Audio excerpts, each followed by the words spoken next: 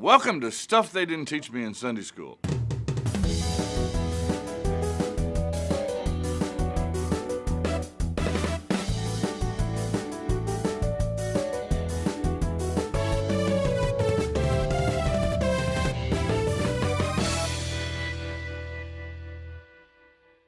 So what? My kids got in a lot of trouble if they came back to me with that kind of phrase and that kind of attitude. So what? But sometimes we have to ask that. Probably our version, and those of you that are used to catechism kind of language, is what does this mean?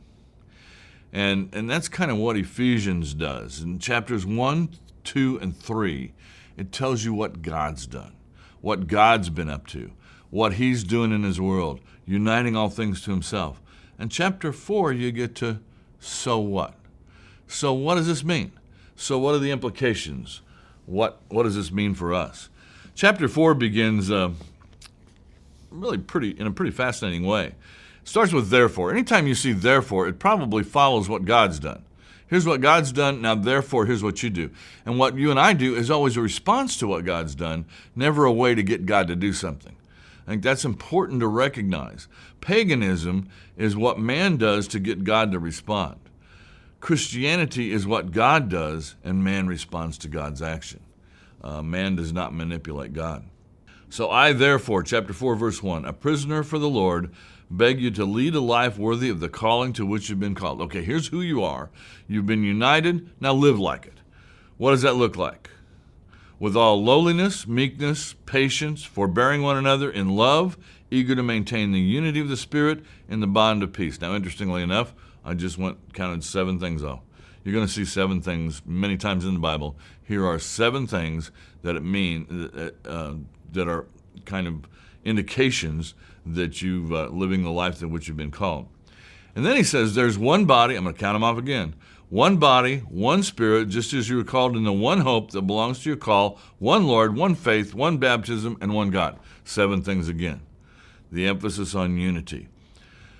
He goes on to talk about the gifts that he gives in terms of people, apostles, prophets, evangelists, pastors, and teachers. And he says these are for the equipping the saints for the work of ministry. These are for getting the church ready to be the church as it is sent out into the world, to be God's people as we go out and into our daily lives as lawyers or doctors or working on the assembly line at a General Motors plant or dog catcher or whatever you do.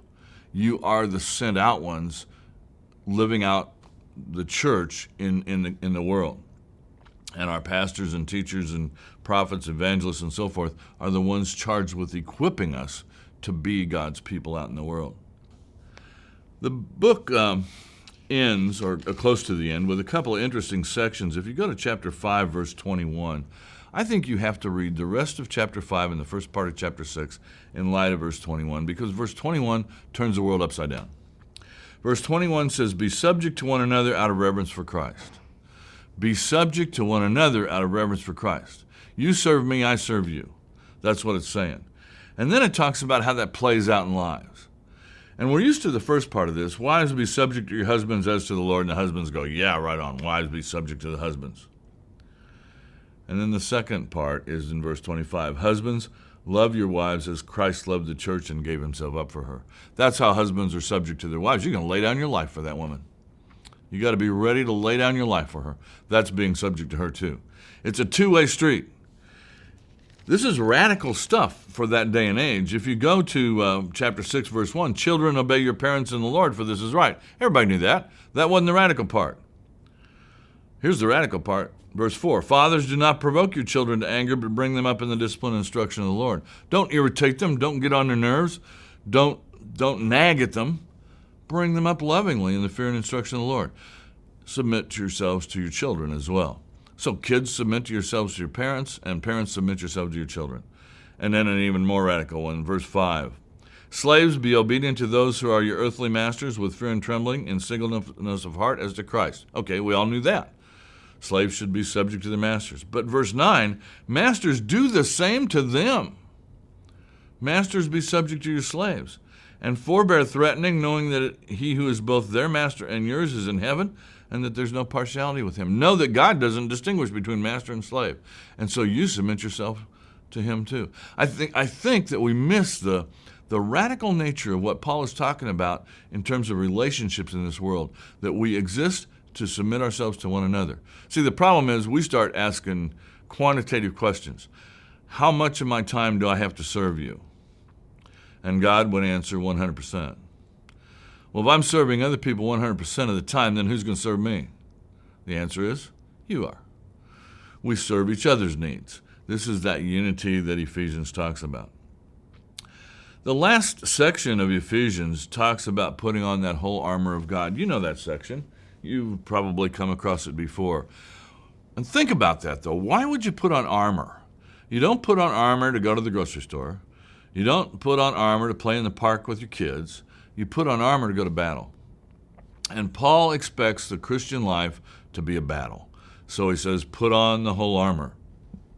Every piece of that armor, save one, is a defensive piece of the armor. The only offensive piece is the two-edged sword of the Spirit. In other words, the Word of God. That's the only offensive piece that the Christian warrior is given.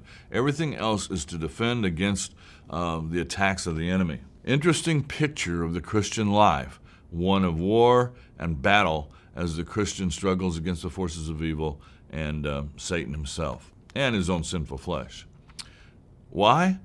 Not so God will do something for you, but because of what God has already done for you in Jesus Christ.